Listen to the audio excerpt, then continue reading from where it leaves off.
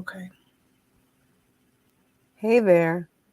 Make sure to give us a thumbs up and subscribe to our channel. By doing so, you'll help amazing folks like you find us. And we want to continue to grow our spiritual therapist and practitioner space so that more folks committed to helping Black QT plus folks heal can find us. But we can't do it without your support. So thank you so much for being a part of our community. Want to stay connected? Sign up for our first quarter moon newsletter, where we share insights twice a month on topics that benefit spiritual therapists and practitioners dedicated to integrating spirituality into their work, while staying committed to supporting Black QT folks on their spiritual journeys. We promise to never spam you, so head over to our website and sign up today. Go to reclaimingsoulworkpod.com to sign up on our landing page. And make sure you follow us on socials, IG, Reclaiming Soulwork, and TikTok, Reclaiming Soulwork. Welcome back, spiritual practitioners. This season, we're centering learning. That's right. We're your hosts, Biani and Sequoia, and we're here to delve into the heart of our conversations, focusing on the lack of culturally rooted resources to support QT BIPOC folks navigating religious and spiritual trauma. In our previous seasons, we emphasized the importance of unlearning, decolonizing, and divesting from oppressive teachings and institutions. If you're new here, welcome, and make sure to check out our previous episodes on the channel. Now, we're dedicated to deepening our knowledge and understanding so that we can better support ourselves and our clients. As we navigate this season of learning, we aim to provide you with the tools, tips, and insights to help you on your path of reclaiming to soul work. And whether you're well-versed in spiritual practices or just beginning your journey, join us as we explore the intersectional impact of religious and spiritual trauma on mental health. So sit back, relax, and get ready to elevate your understanding of mental health and spiritual well-being as we embark on this season of learning. Let's get started. We're here. We are back. We had some technical difficulties last week, but here we are. Yes.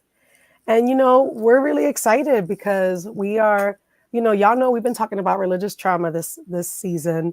And we're kind of diving in with our guest, our guest who's coming on today to talk about the impact of colonization and religious trauma on our mental health and what it means to be in a practice of liberating the self, which is their term, despite these experiences.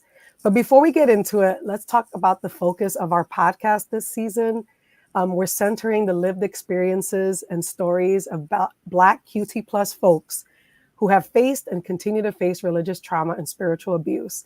Each episode highlights these important and unique voices in our community.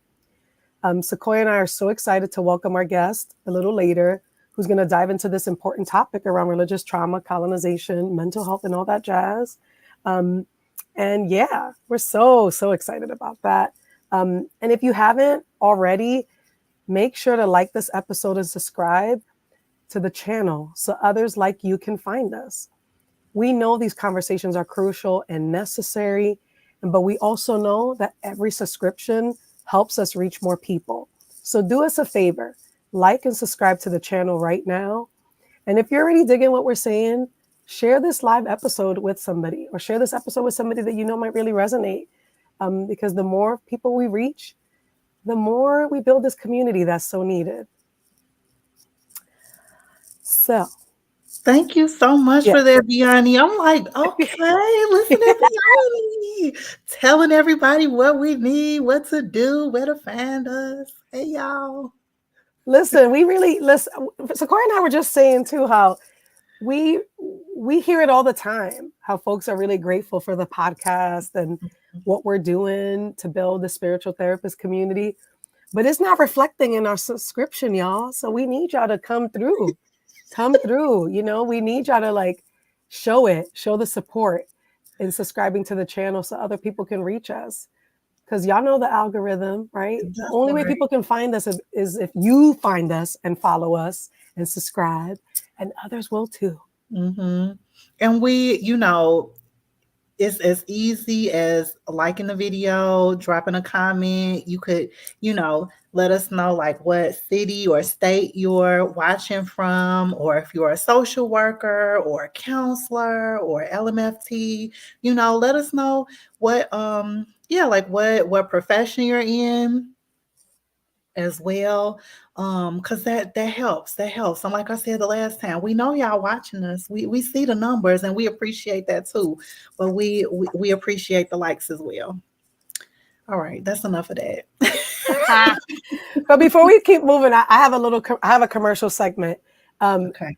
and I'm excited because Sequoia's workshop is coming through this Wednesday, y'all. So if you are a social worker, or if you're somebody who's interested in integrating Black feminist principles into your practice, Sequoia is offering a workshop October 23rd, which is 2 days from today. Well, one day, well, whatever, 2 days from today, y'all, on the 23rd at noon Eastern time.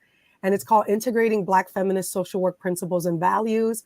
I kind of feel like it's for every type of practitioner who works with people and really values and respect the social work principles. But really, we need that intersectional lens. We need that spice, y'all. We need Black feminism. And so she's offering this workshop that's free to register, and CEUs are available. And if you're like me, you know it's time to renew that license, and we need the CEUs. So Mhm. head over to tinyurl.com/BFS work to register today. Thank you so much for again just that wonderful intro. And it is in 2 days. So I'm excited about that. We'll see how everything goes. But just as a reminder, I also want to welcome folks again. Reclaiming Soul Work podcast is hosted by two Black queer femme healers, and we are centering the intersections of social justice, mental health, and spirituality, and everything in between. My name is Sequoia. I use she and her pronouns, and I wear a number of different hats, but I'm just grateful to be here with you all tonight. I am y'all know we like to talk about our big three. But I'm an Aquarius sun, an Aries moon, and a Libra rising. And I was thinking about this the other day because I talked about this too on the when we did the talk about the assessments. When we did the live stream on the assessments. And I really have to like focus a lot on earth energy because honey, those two air signs with that fire, it just fans the flames, baby. Okay, that air fans the flames, honey. So I have to like get my earth energy in. I have to stay grounded. I have to go outside. I have to be mindful of that. Otherwise the Aries moon will just take over. That's so real. Actually, didn't really. I know you always say about like the fact that you're Libra rising. You said, and just yeah, that makes so much sense. The sort of needing for earthing. I don't really have a lot of earth in my chart outside of my Virgo sun, so I feel you. All right, well, my name is Biani. I use she/they pronouns. I'm a Black Dominican non-binary femme. I'm a therapist, a doula, a homeschool parent, um, and I live in Lenape-Hoking, also known as Philly. My big three, I'm an Aries moon, Cancer rising, Virgo sun, and yeah, like you, I kind of really need a lot of earth energy. I've been needing a lot more earth energy. I just been needing earth energy this Libra season. I don't know about y'all. Let us know in the comments how things have been for y'all. I usually love this season. I have a Libra stellium, so like Libra's pretty heavy in my chart, but it's just been rough. It's just been rough. And I'm also humbled by the invitation too, that I'm grateful and proud of myself that even though it's been challenging, I've been tending to myself, inviting more rest, inviting more ease. And I also, it's funny, in terms of decks, I always share decks at this moment, but the only deck that I've been wanting to work with has been Sacred Incantations. I feel like I should be an ambassador at this point. But I swear to y'all, like, this is the only deck I've been working with. I have tarot is my first love. I come from a lineage of tarot readers. But this deck has been so supportive for me personally and for my clients. So shout out to Infleshed, who made and designed this deck, Sacred Incantations. It's a wonderful, It's so wonderful deck. good. It's It's so so good. good. So It's good, so y'all. good. It's so good. It's It's just so so good. supportive. Yes. I love decks that I'm gonna just hop on your No, go shit. ahead. Yeah. Okay. I'm gonna just ride the beat of that. But that Sacred Incantations deck, I love decks that are like have a seasonal foundation. So like it has the seasons are highlighted in the deck, and many of the prompts are, based around supporting seasons. And so yeah, like I don't know, something about that just feels good to me.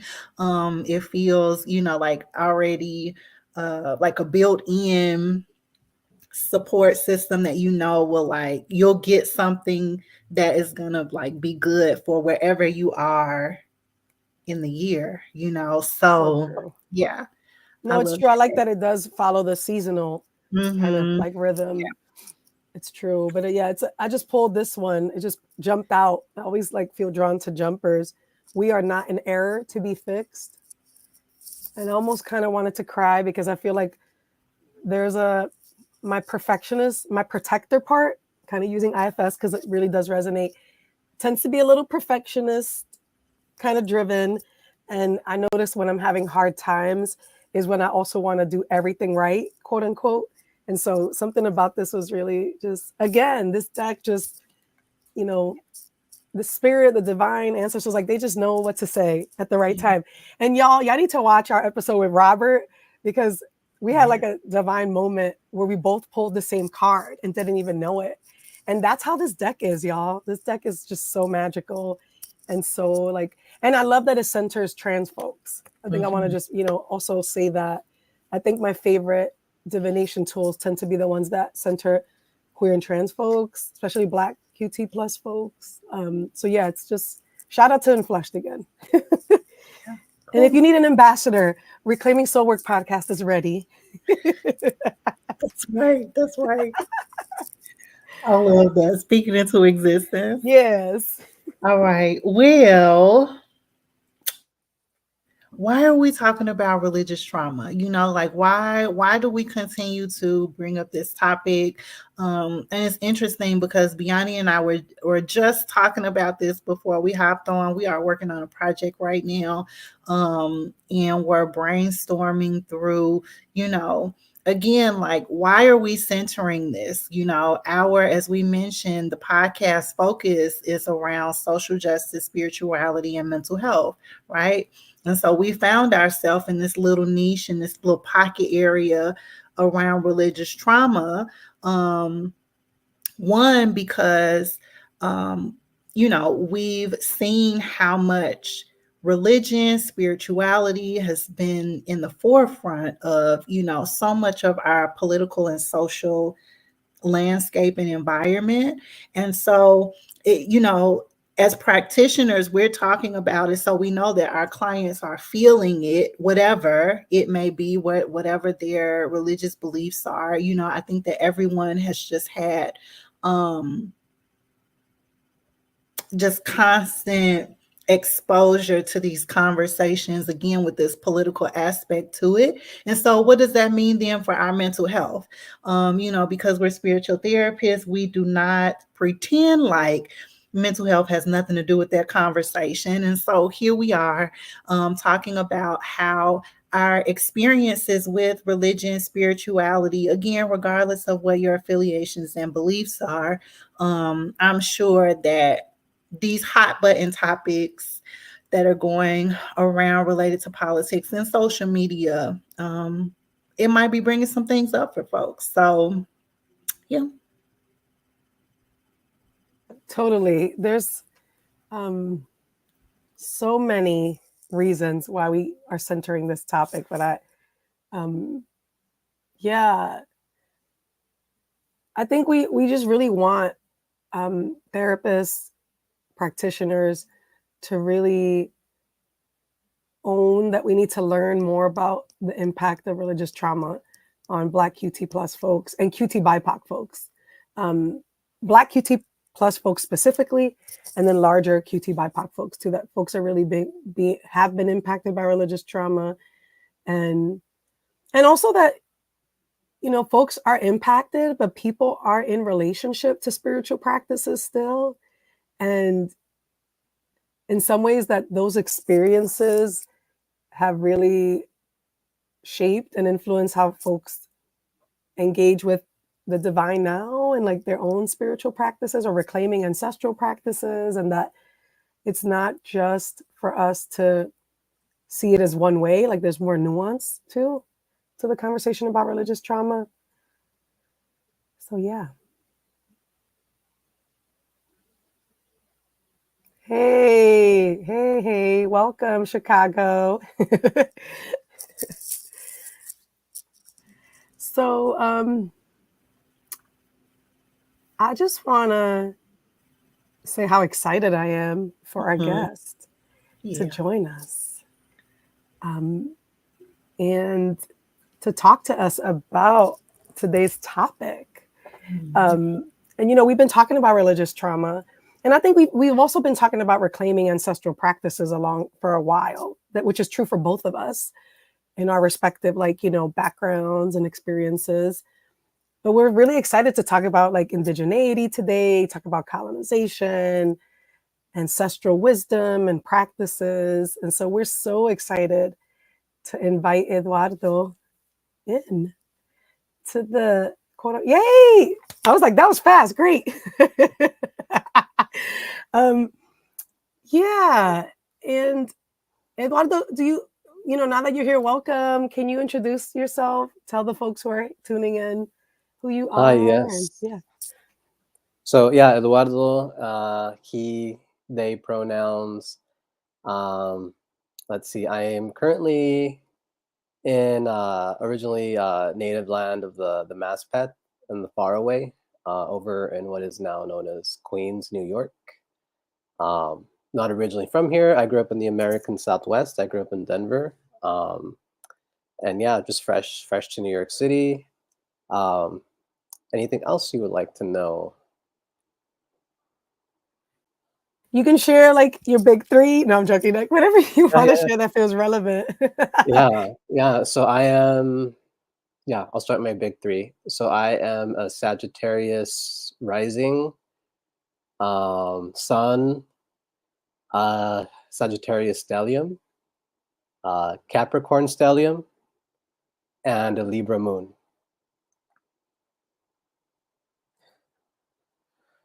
So yeah, it's yeah, I'm very out there. Yeah, like we're all missing Earth a little bit. Oh, the fire and the air. I love that. Thank you for sharing. Thank you for sharing. Yeah. So tell us a little bit more about your work, how we got to this conversation, if you will. I guess I can open it up too, Eduardo. I know that we follow each other on Facebook. There is a huge possibility that maybe we got connected through Satya. I'm an alum of Satya. Yes, yes. Okay. So for folks who don't know, Satya is a yoga collective based in Denver, originally founded by a South Asian amazing human being. Yeah. And I didn't know how we initially started like chatting with each other, or like outside of Satya, what the connection could have been. And then I saw your work, your presentation with maybe Princeton, The Harvard one. Harvard. Yep, I knew it was somebody. And yeah, and I was like, oh, okay, cool. This is like somebody to have some really amazing conversations about spirituality and being a therapist on. And so you want to talk about any of that? We'd love to hear about it. Yeah, that's yeah, I don't even know where to start. So yeah, it was a presentation I did at the Harvard School of Divinity. This was back in April. And it was essentially on, so it was a panel that I formed. It was called Decolonial Journeys, Queer Chicano Therapists Alchemizing Suffering. So it was about, essentially it was a group of three queer Chicano men who were, yeah, cultivating their spirituality and healing through different modalities. One of them, his name is Hector Valenzuela. Shout out to him. He's also a social worker, and he's also he dances different folk Mexican music. So he dances like mariachi, folklorico, sings. So he presented about like his work in the arts. And then also Manny presented on his interests in cultivation of like the self or the higher self, as part of like personal transformation. So yeah, and I gave kind of an overview of like the idea of like kind of how the soul has been stripped away in modern mental health practices, and how that was actually a very big component in psychology and in older healing traditions, even in the West, and how kind of with the advent of medicalizing everything, and making everything statistical, like that piece was kind of stripped away, and how there's a need to reclaim that and bring it back. So that was kind of the gist of that presentation. I kind of love that. I'm gonna have to. Is this recorded? I'm gonna have to check this out. I hope it's. It was, but the links don't.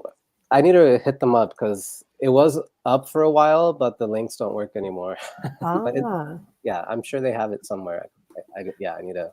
I just love that you're talking like that you created this panel where it's centered at queer Chicano men.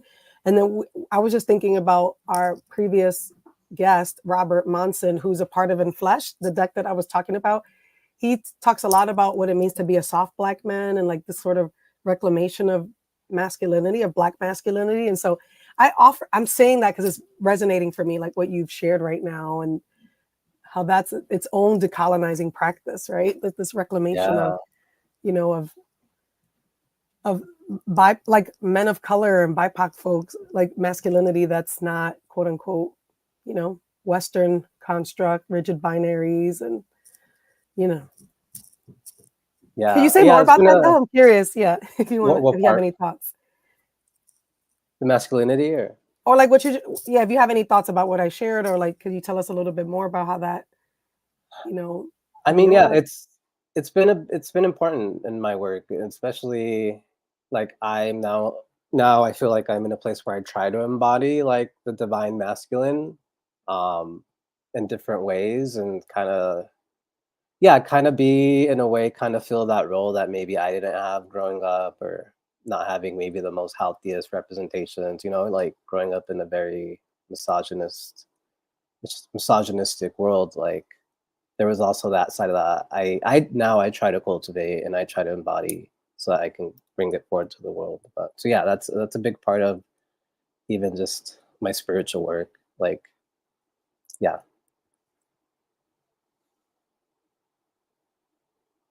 Thank you so much for sharing. I confirm that the links do not work anymore, because I tried to go back and rewatch it.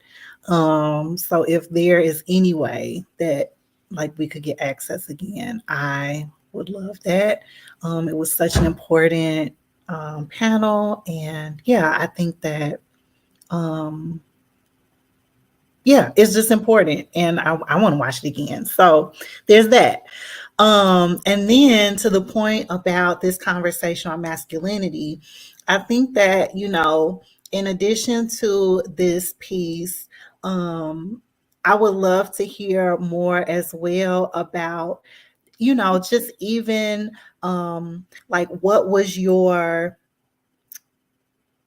motivator, or what has been your intention around this inclusion of spiritual practices and your identity within your mental health approach, your therapeutic approach? Like, how did you get here? Yeah. Um, so for me, this was I came to a point. How old was I? I don't know, maybe early 20s. I feel like my healing journey really kind of kickstarted in my when I was in my 20s.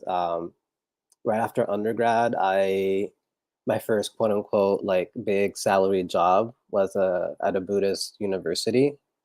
They call themselves Buddhist inspired, but they're, at least when I was there, Buddhism was everywhere. So I think through that, like it kind of I got into meditation and I really started like cultivating different practices. Um, so yeah, I think it started there, and then in my own healing. So I guess I'm gonna rewind, and I've shared this in other podcasts, but my undergrad, I went to, as many folks have, predominantly white elitist university. There was a lot of classism, even within like a progressive, like, they marketed themselves as like very environmental and progressive. But yeah, it was rough. Like my time there, like I grew up in like a mostly Latino working class neighborhood, not too far from there. So like having to go through like the culture shock, the different, the intersections of oppression, the classism, the racism there. It was rough. And I remember even when I graduated thinking like, man, like you need some healing work done. Like you need some recovery. And it was that, I think, that kind of got me into just the different healing arts and modalities. And it was in my healing journey, or in my 20s around that time, that I eventually started, for me, it became immediate that healing, even within like the Western, the white healing modalities like therapy and those stuff, like you get to a point in your healing journey where it becomes a very spiritual practice. Whether or not you want to call it that, like that is what healing is, right? It's not just correcting behaviors or modifying certain things. Like there is a part of it where you're literally allowing for your spirit to flow. So I think that's, for me, that's why I don't separate, you know, whether it's therapy, whether you want to call it healing or personal development. I don't separate any of that. Like social justice work is healing. It's also spiritual work. It should be, if it's not, right?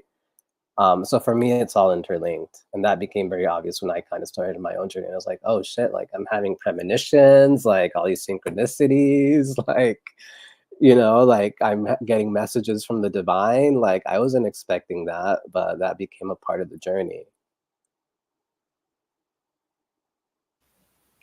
I kind of love that you are grounding us in this idea of like, you can call it behavior modification, you can call it therapy, you can call it, but really it's spiritual work, right? Like it's a spiritual practice. And that's I really appreciate it. And it's important grounding for us that healing is deeply spiritual. Um, and we can have many names for it, but it's like deep spiritual soul work. Um, yeah. And then I like the idea of like the flowing, that really resonates in my body. Yeah. And yeah. Yeah. And those, I mean, those are our ancestral roots, right? Those are, even within the white Western tradition, like those are the roots of psychology. Psyche, originally, it explored the soul, like, like, which, Freud didn't talk about the mind. Freud actually talked about the soul. And it was in the English translations at some point where because of this need to legitimize themselves within the medical industry, the translators switched the word I believe it was Seele in German, they switched it over to mind in all the English translations, and then that kind of just stuck and kind of dominated. So even within therapy and like the roots of therapy in the Western context, Freud talked about the soul. And it's crazy how like I didn't know that. Like I didn't learn that in my social work training. Like I didn't know that the translation that it was actually the translation that took out the soul, like included the mind. They're different. It's so yeah. interesting. Hmm. And I mentioned that in the Harvard talk. I think that's how I start with some analysis of Freud and that piece. People like that. That's when they listen. Like, okay, this person know what they talking about. It's like in a way to like kind of legitimate. It sucks to say that, but there's a weird way that our profession, there's something, I would say social work has a crisis too. Social work is in crisis. And I can see how that's a helpful grounding though, for us to remember that this is deeply soul work. And that's really where the name of the podcast came from for us too, that it was very much about reclamation, that a lot of healing is about reclamation. And like coming back to self, coming back to ancestors, coming back to us. And I'm curious about how, and actually what I wanted to say about colonization too is like so much of the experience of colonization, of trauma, like that has been such a disconnect to the self, right? So I'm curious about what your, how that, like your work around this, like what does your work look like right now? Gosh. And yeah. Okay. So work-wise, so yeah, I have a therapy practice. I started in agencies and I eventually transitioned out of that and into private practice, on the basis that the spaces I was in, it just felt very misaligned with my values around like, there's this whole culture of burnout and of like triage. And again, like trying to mimic, like certain medical models that don't really sit down. They don't take the time to sit down with the person. So yeah, I started doing agency work. I couldn't find, as much as maybe they appreciated having me there, I just couldn't find, like I was miserable in that kind of work. Like there was something that was off that I couldn't quite figure out. So I started private practice, right during the pandemic actually. Yeah, to better my mental health. And so yeah, I do quote unquote therapy. So I have a separate business for that. um, as I began to cultivate that, I obviously like also began to gain an interest in like, other healing modalities and shamanism, and as a starting therapist, because I was concerned about the ethics and the legalities, I created a separate business, where I call it my shamanic coaching, and that's where like it's more free flowing. I literally like if I get messages from the divine, you know, I'm very blunt and honest about that. Whereas in my quote unquote therapy, I do try to stick to like a more traditional therapy format, but I also include like my own spice to it, right? Um, but yeah, that's currently what I do. And also, so yeah, in that my interests have also been heavily focused around like colonization, um, and healing and spirituality. Uh, So yeah, I'm getting a PhD. I'm trying to finish my dissertation this year. Like this is my 6th year going into that. And it focuses heavy. It's heavy on decolonization. And I'm looking. My school is very Jungian, so it's from the depth psychoanalytical tradition of like Freud to Jung. Jung was even though he was very problematic and like a lot of things, he was probably the person who like published the most from like a spiritual perspective. Um, so yeah, I'm dialoguing decolonial studies, decoloniality with Jungian psychology and seeing where they can work together. Um, and in some sort of spiritual decolonization, and where they just won't, where they can't, because of the white supremacy that's embedded in Western traditions. So yeah, I'm also doing a dissertation that is heavily I read a lot, excuse me, I read a lot about colonization, decolonization, coloniality, how it shows up in mental health. Yeah, and I'm also bringing in Gloria Ansaldúa, who's a queer lesbian Chicana writer, um, who essentially, I eventually found out that she was very well versed in psychoanalysis, Freud, and Jung. And she's also been kind of noted for being like one of the first to decolonize philosophically, back in the 80s and the 90s. Um, so I'm using her work as I'm seeing like if there she can show us some sort of blueprint. So that's my dissertation, in a nutshell.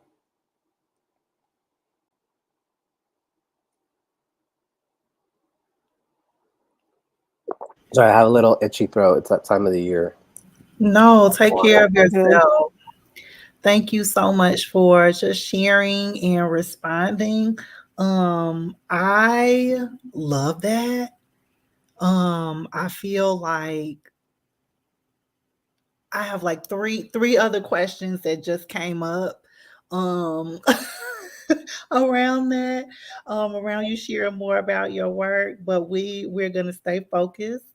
Um One of the things that I was also wondering about too was if you could think about a challenge that maybe you faced with either another therapist, you mentioned the agency piece and misalignment, a supervisor, or I don't know, maybe somebody related, like some type of educational situation where there's just been a challenge because of your beliefs and there being a misalignment, and like how you've overcome that, or yeah, like how you might have resolved a challenge around that misalignment. Mm, okay. So yeah, I'll start by saying that I'm right now, because the Jungian psychology is very much into like myths, or using myths to help people make sense of like what's happening in their lives. And a question my friend who's also in the PhD with me, he asks me all the time, like, so what's your myth? Like, what's your story? Um, and as I've been thinking about that, like I have been thinking about like, yeah, the different, the journey, right? To get to where I am, because it's been it's been quite the journey of like, yeah, I think at some point I symbolically would use the story of the David versus Goliath, right? Where, having to overcome the different giants. And I think as cutie poc in the world, like we have to like tackle and fight against a lot of giants, and the probability of us surviving is slim, but we find a way to prevail nonetheless. um so that's a myth, or like a ancient, like an old story that I feel like very much resonates with me in navigating mental health, because there were times where it did feel like I was in the pits of hell, and it felt like, there were like witches and sorcerers who were coming after me, and I had to find a way to like stand in my power and my integrity. Um, so yeah, I've sadly like I have had my fair share of, of like passive aggressive Karens and the white saviors, and also in the nonprofit industry, there's a lot of covert and overt narcissists who feed off of the the people who want to do well, right? um and I've said this many times, like wherever there's someone who's willing to give, there's a line of hundreds of people who are ready to take, right? So I think my journey in that is kind of has been, it's been difficult, but there's been a need to advocate, a need to have the hard conversations to call stuff out. And also, but at the end of the day, like I try to ground myself in in love in the heart space and doing it out of a place of love for like my community and my clients. Um, but yeah, it's definitely it's been a journey. Um, yeah, and it hasn't been easy. Even in dissertation land, like having yeah, having to like fight for your the legitimacy of your ideas and the things you want to read. And yeah, there's been a thread of fighting. I think it's been good fighting. It's been a healthy fighting. But yeah, yeah, I it hasn't been like a cruise smooth sailing. Smooth sailing for me. I'm curious about that, Eduardo. Like as we talk about today's topic around like religious trauma, colonization, indigeneity, like how like why do you feel like these are important like conversations for us to have as Mm. therapists, spiritual therapists, those of us who are really committed to working with our clients and doing it with care, but also, where we're at a place now where it is really time to decolonize this work, right? And like just be in relationship to the reclaiming of these practices that have always existed. Like, why do you feel like it matters? Oh, What do you tell people when they ask, like they're asking about your work or, like I'm curious about all of that? Because I feel like you bring a lot of powerful, I feel like you embody this in a lot of ways. I'm feeling that. Like you're embodying it in your coaching, in your practice, in your dissertation, in the relationships you've cultivated. It seems like that there's a way that you're like embodying this. So I'll stop. yeah. So this is where, so for me, it's where spirituality and spiritual practice is important. Is that so? My belief is not the belief of everyone. Is that we all incarnate for some. That there's a reason why we incarnate. Like we don't just come in here to like lollygag, like just. It's sometimes we gotta rest. We gotta gotta kiki with our friends or whatever. But I have this deep belief that we we come into this world because we got specific things we have to do. um Thinking about from a systems level, like thinking about intergenerational trauma, um there's work that we do that is linked, it's transpersonal, and that it goes beyond us, it goes beyond our generations, right? Like we are like we got unfinished business to do, to take care of, that our ancestors started. That's something that I deeply believe in.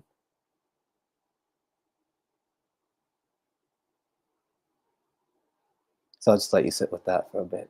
I was just thinking about like our assignment. I'm kind of Mhm. like, yeah. Talking about astrology, like we all come in with the typology, right? With the system that tells us like, okay, this is how things, these are your blind spots, this is your kryptonite, these are your strengths. Like go go into the world and use this wisely. Here's your map.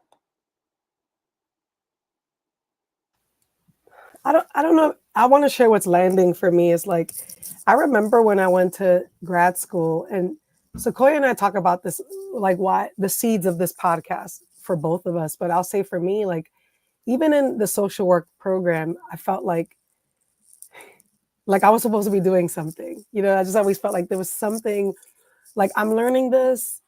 I know I want to be a therapist, but not this way. Like, I feel like the way that I was being taught felt like we were finding the problem in the individual. And I always felt like it was systems. I always felt like there was like ancestral work to be done. I always felt like, wow, my ancestors were survivors of really deep, trauma. And like, just, I always felt like it was bigger than just me, And I think like, I feel like what I struggle with in our profession is that I think we can get caught up in like us being good therapists or something, like the idea of being a savior. And we forget like our work, like even our work in this work that is not, it's bigger than us in a way. And yeah, it feels good to help people. But if you think you're just helping people, then you're not really doing the work, because this work is meant to change you too. Like you're meant to be changed by this work. You know, like I'm not just supporting my clients or like healing participants, but I'm being moved by this too. You know, like what's coming up for me in the work is for me too, not just for my clients, if that makes sense. And I think what I feel really critical about in our profession is that we do, calling in ancestor Audre Lorde, like we do use the master's tools to justify and to really perpetuate colonial traits. um, when we're thinking that our work is just to be like helping or something, you know. So that's what landed on me as you shared that. I don't know what that means for us, the three of us here, and for those who are like, you know, watching live or, you know, watching this after, please let us know in the comments what's coming up for you as you hear Eduardo. But I feel like it's bigger than, like it's we are meant to be changed and also healed, and that we're not just quote unquote the healers, you know. So yeah, going back to this idea of like, what's your story, right? Like, maybe and I'm thinking about like Indiana Jones, like these white movies, right, of these white heroes. But I'm I'm using the master's tools and the master's images to break that down. But like within a story, it's like there is in the journey, there's trapdoors, like there's tricksters, there's people are gonna be like, oh, come over here, like. So in that, you know, there's even in, in like the Bible, right? There's temptation. It's like you got to watch out for the temptations, right? And I think that's part of our work because, you know, the idea of being a helper, like it's so, like there's something about that that's like so lucrative of like, oh, I'm just gonna help and bring love and light, and I'm gonna, you know, like I'm gonna make people feel good. That's like the light aspect, but what's the shadow side of that, right? What's the shadow side of wanting to help people? Why do you want to help people? Have you unpacked that, right? So it's like I see that, especially within the helping professions, how like be careful about the things that seem almost too good to be true or the warm and fuzzy because sometimes that's great, right? We actually do sometimes we actually do help people and it feels amazing. But what's the shadow side of that? Are we trying to compensate for something? Are we doing it to not do our own work, right? We see it in the field all the time. And again, that's part of the human nature of like being on a journey. Like there's gonna be the temptations, the traps. There's gonna be moments where like we're gonna be shown like, hey, this is comfortable. Do you just want to sit here and like not have to, you know? We see it with with money, with when people are offered a certain amount of money. We see it in social movements when activists, I'm not going to call out any names, but when people get comfortable and they stop doing the work that they were doing when they didn't have a salary, people get comfortable too. Like we get in the journey, like there's constantly like we get tested, right? And we have to just continually practice discerning. Like we don't get to a point where we're there or we've made it, right? We got to continually keep like assessing and being like, okay, where am I? Like, yeah, am I being comfortable? Do I need a shift? Do I need to pivot in some sort of way? But what's the test at hand? When can I rest? That's a big one.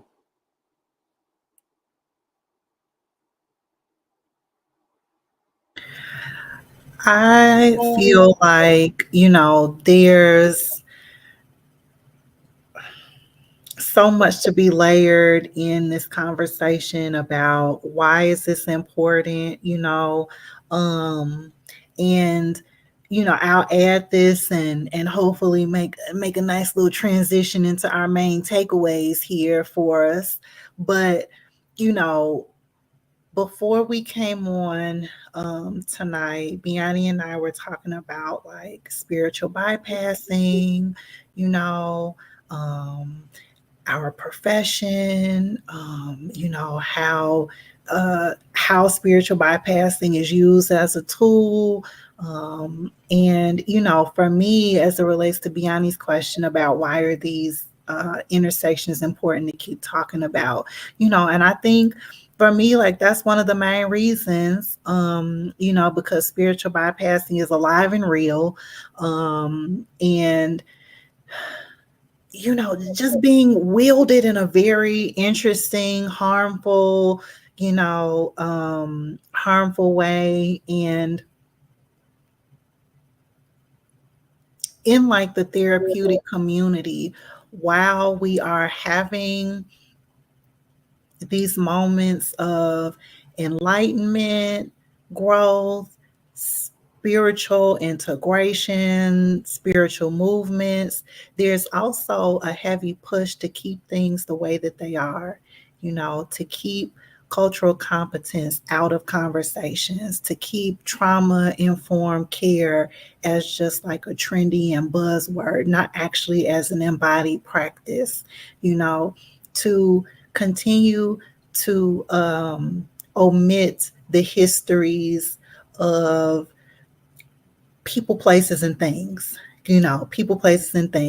and within the context of, right, like mental health in our profession. And so, yeah, like again, for me, like that has been one of the reasons why I wanted to speak with you, Eduardo, to at least have folks be introduced to your work, to know a resource in the community for folks to go to around these particular topics and intersections if this is something that you are interested in, and so for me, like that's my main takeaway from this conversation. And so just wondering, yeah, does anybody else have a main takeaway that they'd like to share as we start to wrap things up?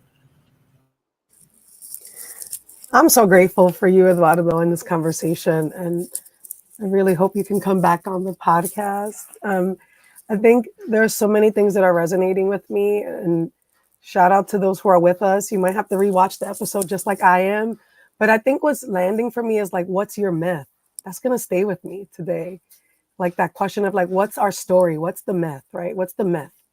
I think that's resonating, and it's reminding me of the tarot cards and kind of just the influence of like archetypes and stories. So that's resonating. So many things that you said really resonated. But yeah, like this idea of like getting in touch with our stories.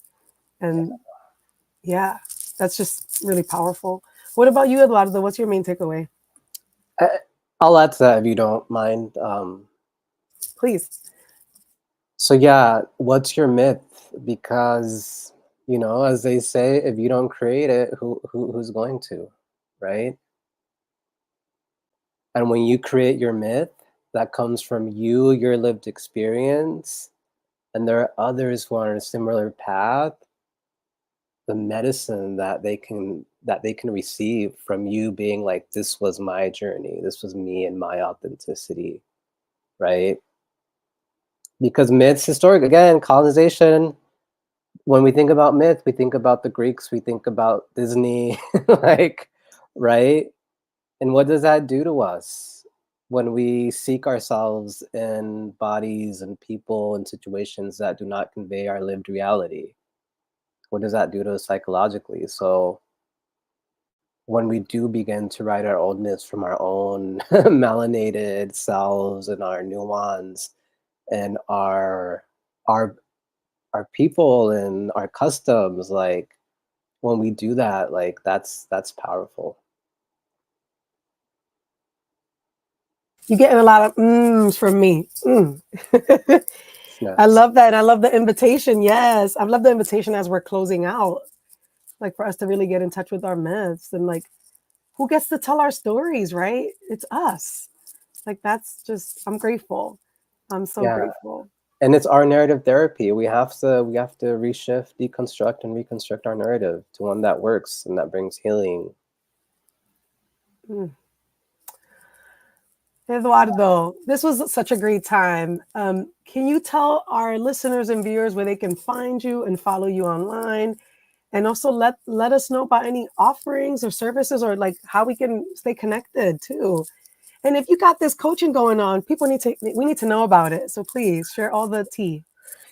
Yeah, so you can find me on Instagram. It's my name, Eduardo, Eduardo, Viezca, Viez for zebra, C for cat, A for apple.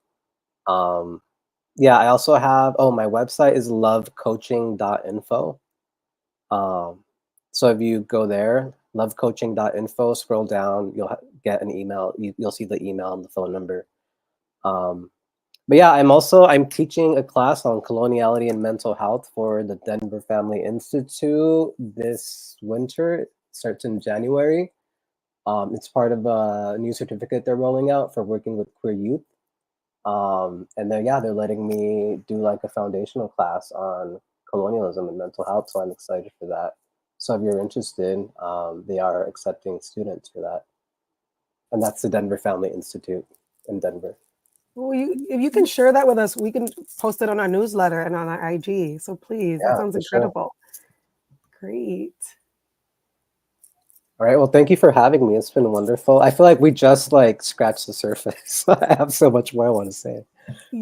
Yes, it's because we need you to come back. We usually, so it's yes. For That sure. just means you have to come back. Yeah.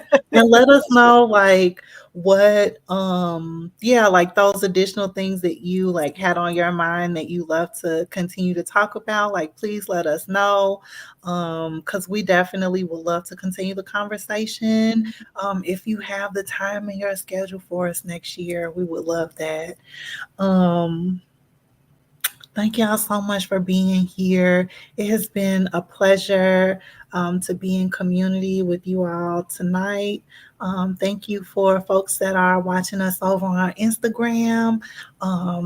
It is amazing, as always, to be here with you all. Um, we got another episode coming up next week, and it's going to be good, and y'all should be there because we That's are it. going to be talking to Erin about being Black, queer, and why can't we be Christian. This conversation is going to be amazing. Again, kind of highlighting the intersections of identity and showing up in religious spaces and the experiences that folks have with that. So we're really, really, really excited about that. I think I said everything I was supposed to say. You did. Right. Um, thank you so much, y'all, for being in community with us and supporting a heart-centered podcast by two queer Black femme healers and spiritual social workers who explore the intersection of magic, spirituality, mental health, and everything in between. We want to stay connected, y'all. So make sure you subscribe to like this episode, share it with your friends because it was a dope one, and make sure you subscribe to our channel so that we can keep spreading this gospel of spiritual therapy. So make sure you subscribe to the YouTube page and make sure you set reminder for notifications because we do have another episode coming on in less than 7 days. And if you want to stay connected, we do have a free monthly newsletter, First Quarter Moon, and you can sign up on our landing page, reclaimingsoulworkpod.com. Make sure to follow us on socials. Thank you so much for being here, Eduardo. Thank you for those who tuned in live and those who are watching the replay. Thank you so much for being here. And we'll see y'all soon.